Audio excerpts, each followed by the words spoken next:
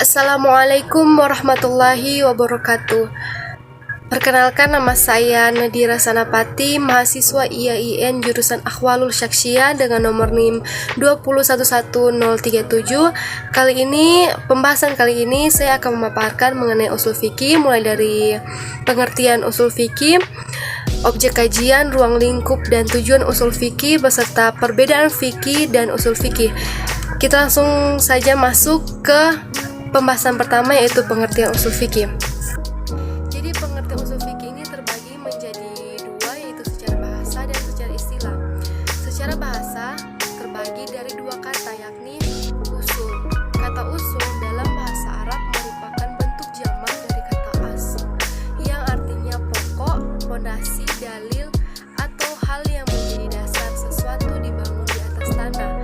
Misalkan kita membangun rumah, maka fondasinya itu dalam bahasa Arab disebut aslun. Kalau lebih dari satu disebut dengan usulun. Terus kata fikih berasal dari kata kerja faqiha yafqahu, yang artinya paham, mengerti, pintar, dan kepintaran. Mungkin kalian yang sudah pernah belajar fikih pasti belajar apa hukum sholat, hukum zakat, hukum puasa, dan lain-lain. Nah, itu adalah ilmu fikih. Secara singkat, fikih berarti ilmu tentang hukum perbuatan atau amaliyah keseharian seorang mukallaf seperti sholat, puasa, jual beli, dan lainnya. Mukallaf itu apa? Mukallaf ya kita, orang yang sudah dibebani oleh hukum. Jadi usul ini berarti dasar, pokok, atau pondasi. Sedangkan fikih berarti hukum yang berkaitan dengan perbuatan amalia keseharian seorang mukallaf. Nah, kemudian setelah secara bahasa kita telah ketahui, maka selanjutnya secara istilahnya. Secara istilahnya ini ada dua pengertian. Yang pertama, ilmu yang mempelajari dasar-dasar atau jalan dalam proses pengambilan hukum dari dalil-dalil syar'i. Dan yang kedua, kumpulan kaidah-kaidah yang digunakan dalam proses pengambilan hukum syar'i dari dalil-dalil yang terperinci. Jadi, saya akan menjabarkan penjabaran dari dua definisi ini. Yang pertama, yaitu ilmu yang mempelajari dasar-dasar atau jalan dalam proses pengambilan hukum dari dalil-dalil syar'i. Kita garis bawahi, mempelajari dasar-dasar atau jalan dalam proses pengambilan hukum. Kita kasih kasus bagaimana hukumnya sholat 5 waktu. Misal sholat 5 waktu kita tidak tahu apa hukumnya sholat 5 waktu ini. Kemudian proses pengambilan hukumnya dari dalil-dalil syar'i, yaitu Al-Quran dan hadis Nabi. Dan kemudian dalil itu diproses, ditelaah, dikaji, dan akhirnya kita mendapatkan kesimpulan hukum. Apa kesimpulan hukumnya? Kesimpulannya adalah hukum sholat 5 waktu adalah wajib. Nah,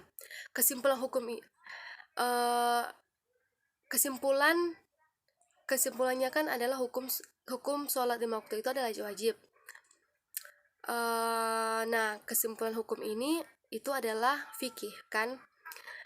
Kita sudah belajar fikih bahwa hukum sholat 5 waktu adalah wajib. Tapi kenapa wajib?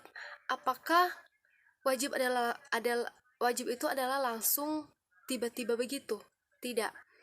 Tentu ada proses. Nah, proses mengkaji ini, mentelaah hingga dapat kesimpulan wajib tadi, itu merupakan kerja usul fikih.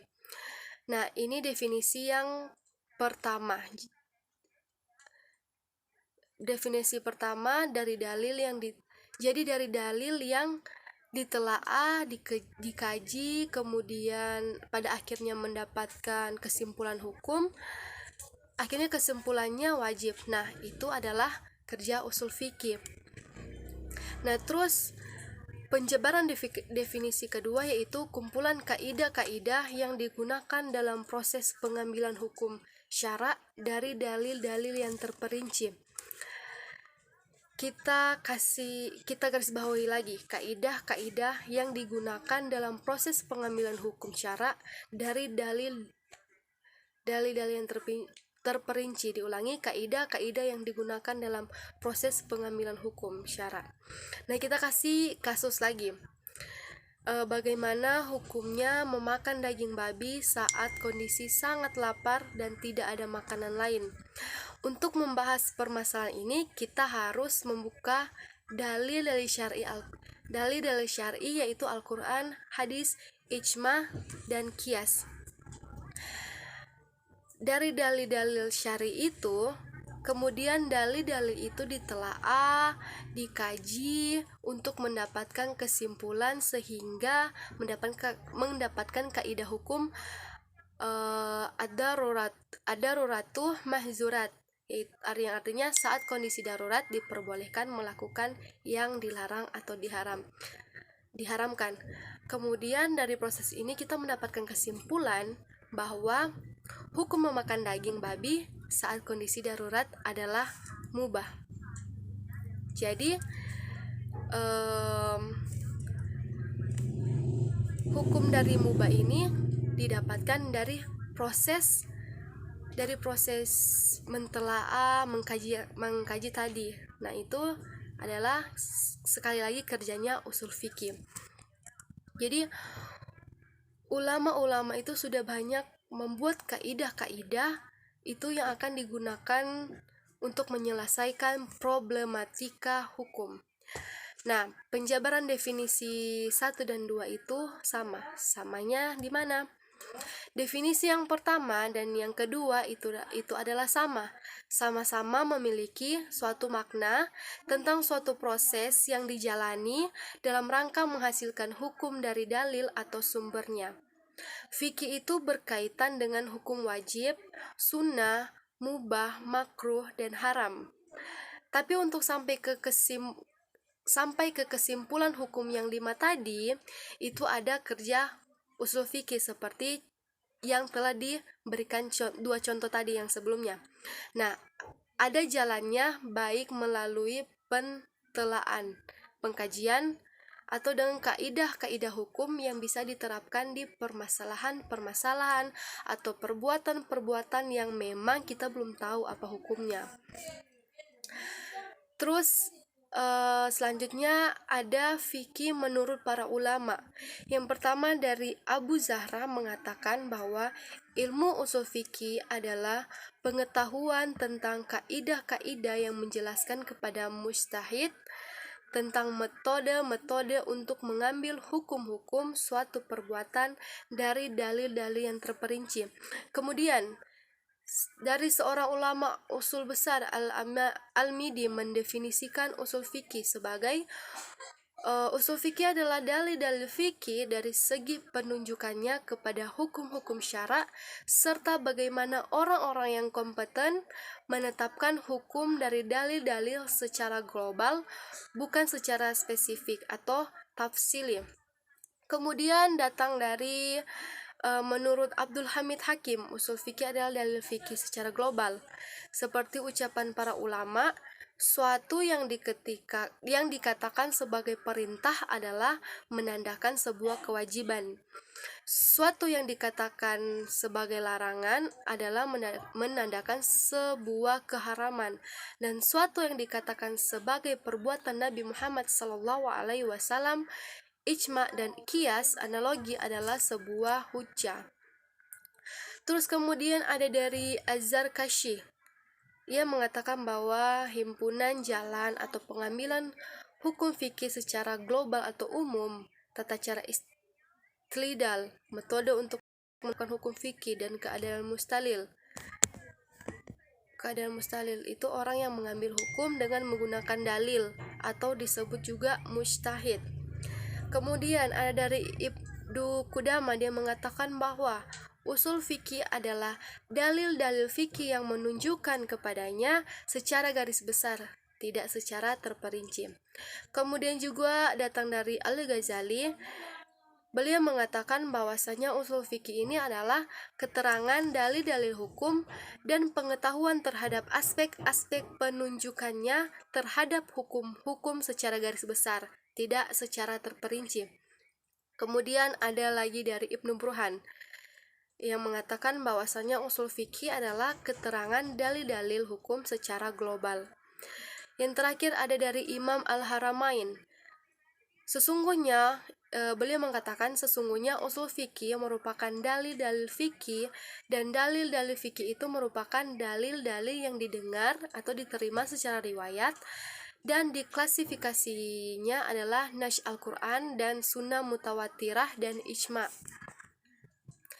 Berdasarkan penjelasan di atas, berdasarkan penjelasan tadi, karena ini usul fikih ini dapat kita simpulkan, dapat kita katakan sebagai kumpulan kaidah atau metode yang menjelaskan kepada ahli hukum Islam atau fuqaha tentang cara menetapkan, mengeluarkan atau mengambil hukum dari dalil-dalil syara, yakni Al-Quran dan hadis Nabi atau dalil-dalil yang disepakati oleh para ulama.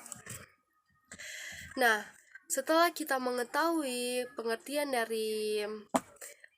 dari usul fikih, definisi dari usul fikih, definisi dari para beberapa ulama atau ahli fikih, kemudian kita datang ke objek usul fikih. Muncul pertanyaan, apa saja sih yang dipelajari dalam ilmu usul fikih itu? Nah, kita akan tahu dalam objek usul fikih. Yang pertama itu sumber-sumber hukum atau dalil-dalil syara dengan berbagai permasalahannya. Nah, sumber hukum ini terdiri dari dua. Ada sumber atau dalil hukum yang disepakati para ulama, yang kita ketahui yaitu ada Al-Quran, Sunnah, Ijma' dan Qiyas. Kemudian ada sumber atau dalil hukum yang diperselisihi, yaitu ada istihsan, maslahah mursalah, istishab, urf, mazhab sahabi, zari'ah, dan lain sebagainya. Ada mazhab A memperbolehkan mazhab ini mengatakan istihsan ini boleh, tapi mazhab si B mengatakan tidak. Selanjutnya ada juga mazhab si A mengatakan menyepakati ini istishab, tapi mazhab B tidak sepakat dengan istishab ini. Jadi itu adalah sumber atau dalil hukum yang diperselisihi. Nah, kemudian yang kedua ada apa? Ada hukum-hukum syara atau ketetapan hukumnya. Setelah mengkaji sumber hukumnya, yaitu kemudian yang dikaji adalah hukum-hukum syara. Terdiri dari 4 komponen hukum. Yang pertama ada al-hakim, sang pembuat hukum. Yang kedua ada al-mahkum alaihi, yaitu orang yang dibebani hukum. Kemudian ada al-mahkum fihi, yaitu perbuatan yang menjadi objek hukum. Artinya seperti sholat, kita puasa, zakat, dan lain sebagainya.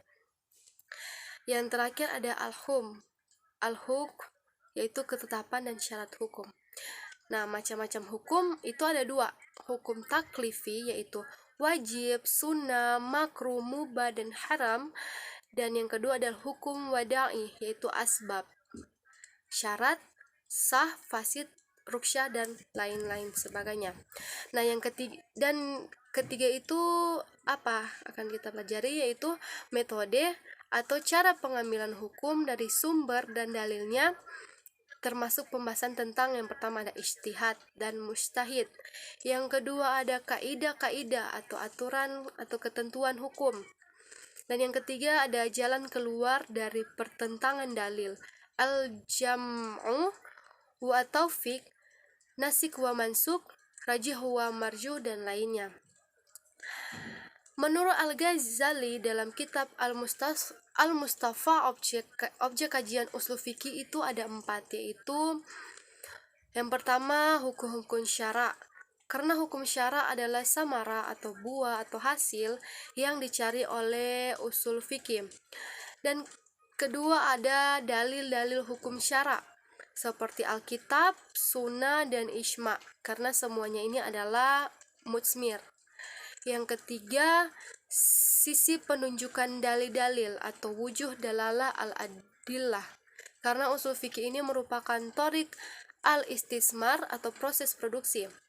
Penunjukan dalil-dalil ini ada 4, yaitu dalalah bil mantuk atau tersurat, dalalah bil mafhum tersirat, dalalah bil darurat secara pasti, dan dalalah bil makna al-ma'kul atau makna yang rasional.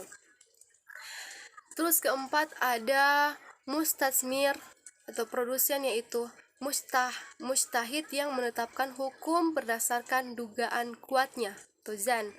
Lawan kata mustahid adalah muqallid yang wajib mengikuti mustahid. Sedangkan menurut Satria Effendi, sebagaimana dikutip oleh Suyatno, memerinci objek kajian usul fikih meliputi 4 bagian, yaitu yang pertama, pembahasan mengenai hukum syara dan yang berhubungan dengannya seperti hakim, mahkum fiqh, dan mahkum alaihi. Yang kedua, pembahasan tentang sumber-sumber dan dalil-dalil hukum. Yang ketiga, pembahasan tentang cara menggali dan menarik hukum dari sumber-sumber dan dalil-dalil. Dan yang terakhir, pembahasan tentang ijtihad. Berdasarkan uraian di atas, uraian tadi, maka dapat dikemukakan bahwa objek pembahasan ilmu usul fikih berkisar pada dalil-dalil syara dari segi penunjukannya kepada suatu hukum secara global. Hal ini dapat dipahami dari gambaran bahwa penunjukan Al-Quran kepada hukum tidak hanya menggunakan satu bentuk kata tertentu, melainkan menggunakan berbagai bentuk kata seperti bentuk am, nahi, kata yang bersifat umum, mutlak, dan sebagainya.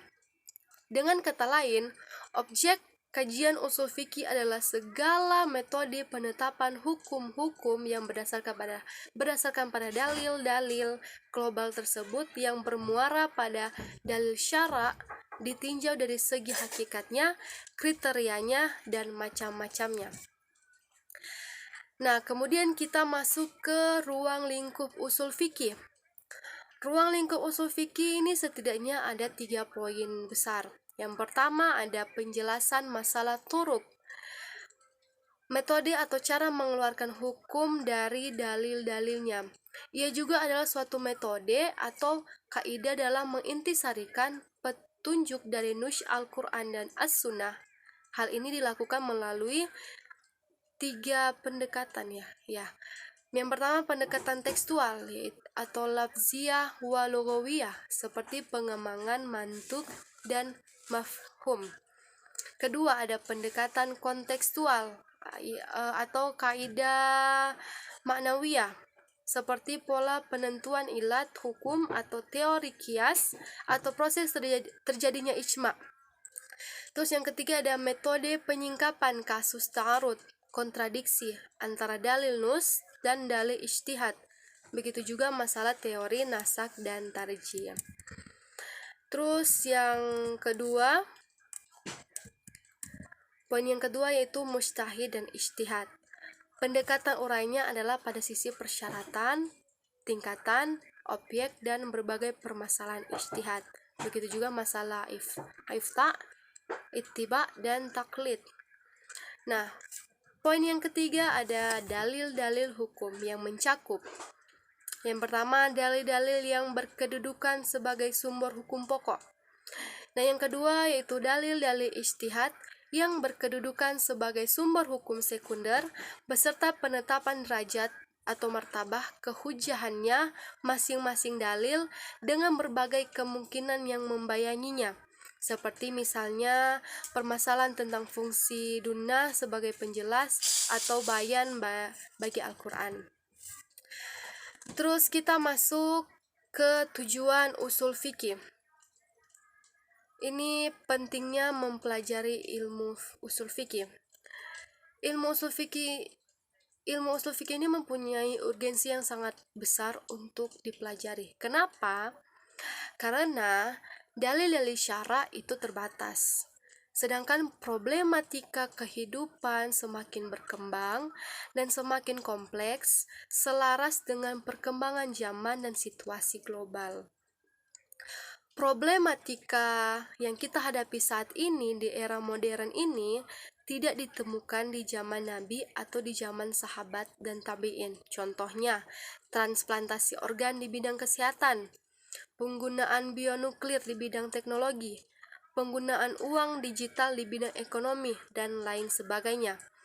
Sehingga dengan ilmu usul fikih pada para cendekiawan muslim bisa merumuskan hukum fikih di era modern saat ini maupun di masa yang akan datang. Misal nih, kalian nanti mau jadi dokter atau kalian adalah seorang dokter. Terus boleh tidak nih melakukan transplantasi jantung misalnya. Nah, kalau kalian sudah belajar ilmu fikih, kalian tahu hukumnya itu apa, boleh atau tidak. Kalian tidak akan ragu lagi. Karena kalian sudah belajar ilmu fikih, sudah tahu ilmu fikih, hukum-hukumnya. Jadi banyak pertimbangan yang bisa kalian lihat antara boleh tidaknya kalian melakukan sesuatu itu. Misalnya ketika ditanya hukumnya uang digital yang tidak ada di zamannya Nabi, ya kalian akan dapat menjawabnya ketika kalian sudah mempelajari ilmu usul fikih. Jadi banyak pertimbangan-pertimbangan yang bisa kalian gunakan sebagai landasan berpikir kalian, bolehkah atau haramkah, sehingga ketika problematika semakin meningkat, ilmu fikih itu juga semakin meningkat melalui perkembangan ilmu usul fikih. Tujuan mempelajari usul fikih ini juga dapat kita pahami melalui beberapa aspek, yaitu sejarahnya, teori dan praktiknya, ijtihad dan agama. Nah, dari aspek sejarah, mempelajari usul fikih adalah dapat mengetahui kaidah-kaidah usul yang digunakan oleh para fuqaha dalam menyampaikan ide-idenya atau pandangan, dan juga menjalankan metodologi pengambilan hukum dari dalil-dalil yang ada. Karena seperti yang kita ketahui, sebuah ilmu pengetahuan berkembang seiring zamannya tanpa melupakan pendahulunya, karena ia adalah asas dan pondasinya. Oleh karenanya, aspek sejarah ini merupakan poin penting dalam mengenali urgensi dan tujuan usul fikih. Nah, kedua ada aspek teoritasnya. Bagi seorang mujtahid adalah memperoleh kemampuan untuk istimbat hukum dari dalilnya. Nah, yang ketiga, sedangkan dari aspek agama sendiri adalah sebagai validasi dasar-dasar hukum syariah beserta dalil-dalilnya, serta menjadi bekal bagi seorang mukallaf. Mukallaf kan sudah tahu kan, mukallaf itu ya kita, orang yang telah dibebani hukum. Bekal bagi seorang mukallaf untuk menjalankan dan mengamalkan perintah agama beserta larangannya. Sedangkan mengenali ma'rifat hukum-hukum Allah adalah sebab kebahagiaan di dunia dan di akhirat. Yang keempat, usul fikih ini menjadi kesempatan dan peluang untuk membuktikan kebenaran dari sudut pandang pribadi seorang mujahid. Yang kelima, usul fikih adalah ilmu pengetahuan yang agung dan sangat penting untuk dipelajari karena ia menjadi metodologi yang digunakan untuk mengeluarkan hukum dari dalil-dalilnya secara baik dan benar. Jadi kesimpulannya adalah ilmu usul fikih itu daruri atau sangat penting bagi seorang mujahid, mufti, dan segenap thalibul ilmu, yaitu penuntut ilmu yang ruang lingkup pembelajarannya adalah dalil-dalil dari Al-Quran, hadits, ijma, dan qiyas, sehingga ia mengetahui dan mampu menyimpulkan hukum-hukum dari nus yang ada, sedangkan awam tidak diperlukan karena cukup baginya untuk mengambil dan meniru apa yang dihasilkan dari istimbat seorang mujtahid. Maka bagi seorang alim tidaklah cukup baginya hanya memperoleh dan membaca hukum-hukum yang telah dikaji oleh para pendahulunya saja. Maka hendaknya ia terus mempelajari dalil-dalil syar'i yang berkaitan dengan suatu hukum, kemudian mengembangkannya dengan problem kekinian yang belum digalakkan oleh mufti mujahid sebelumnya. Terus terakhir kita masuk, setelah kita mengetahui tujuan dari usul fikih, kita masuk perbedaan usul fikih dan fikih. Jadi apa sih bedanya usul fikih dan fikih? Nah, setelah sebelumnya telah dipaparkan pengertian usul fikih dan fikih secara bahasa maupun istilah, terlihat beberapa perbedaan yang bisa disimpulkan. Yang pertama, usul fikih merupakan disiplin ilmu yang membahas tentang kaidah dan formulasi tentang bagaimana penetapan hukum-hukum syariat yang bersumber dari dalil-dalil fikih yang bersifat umum. Adapun fikih, pembahasan terfokus pada hukum-hukum syariat yang bersumber dari dalil-dalil syara' secara juz'iyah atau parsial mengenai perbuatan manusia yang dilengkapi dengan penerapan dalil-dalil hukumnya secara terperinci. Contohnya penerapan halal dan haram, wajib dan sunnah. Terus yang kedua ada maka fungsi dari seorang faqih atau ahli fikih adalah mengambil kaidah-kaidah usul fikih tadi untuk digunakan pada penetapan hukum-hukum syariat yang parsial. Terus ini yang kedua. Yang kedua itu sebagai perumpamaan yang sederhana. Usul fikih adalah dasar-dasar kaidah atau sebuah teori yang menjadi rujukan para ahli fikih, yang kemudian ia dituntut untuk konsisten menggunakannya saat mengintisarikan hukum syar'i yang bersumber dari nas, di mana kaidah usul mengutamakan dalil yang bersumber dari Al-Quran, kemudian As-Sunnah, kemudian As-Sunnah atas ijma'. Maka begitu juga ahli fikih mengikuti langkah-langkahnya. Sedangkan fikih adalah mengeluarkan hukum-hukum dari dalil-dalilnya dengan menggunakan teori usul fikih. Terus yang ketiga, target akhir yang ingin dicapai usul fikih terampil menerapkan dalil-dalil syar'i kepada hukum juz'iyah atau kasus parsial. Tampil menggunakan kaidah metodologi dalam proses penerapan hukum syariah kepada perbuatan manusia berdasarkan seperangkat dalil-dalil dengan menjadikan metodologi tersebut sebagai asas dari suatu hukum, alat untuk membandingkan beragam pendapat ijtihadiyah, dan kriteria untuk mengevaluasi pendapat-pendapat. Dengan demikian, hubungan antar usul fikih dengan fikih dalam hukum Islam dapat disejajarkan dengan hubungan antara nahwu, tata bahasa, dan suatu bahasa. Berbagai persoalan terkait fikih dan usul fikih ini sangat sering kita temui, dan Allah lah perumpamaan yang agung. Dilihat dari sudut aplikasinya, fikih akan menjawab pertanyaan apa hukum suatu perbuatan, sedangkan usul fikih akan menjawab pertanyaan bagaimana cara menemukan atau proses penemuan hukum yang digunakan. Dengan kata lain, fikih lebih bercorak produk, sedangkan usul fikih lebih bercorak metodologis. Oleh sebab itu, dapat dikatakan bahwa fikih merupakan koleksi produk hukum, sedangkan usul fikih merupakan koleksi metodologis yang sangat diperlukan untuk memproduk hukum. Nah, demikianlah pemaparan dari saya mengenai usul fikih yang kita sudah bahas tadi, tentang mulai dari pengertian usul fikih sampai ke objek kajiannya, ruang lingkupnya, tujuan sampai perbedaan fikih dan usul fikih. Dan semoga apa yang telah saya paparkan bisa bermanfaat bagi kalian yang menontonnya. Dan terima kasih yang telah menonton video saya ucapkan terima kasih, syukron, jazakallah khairan jasa. Lebih kurangnya saya mohon maaf.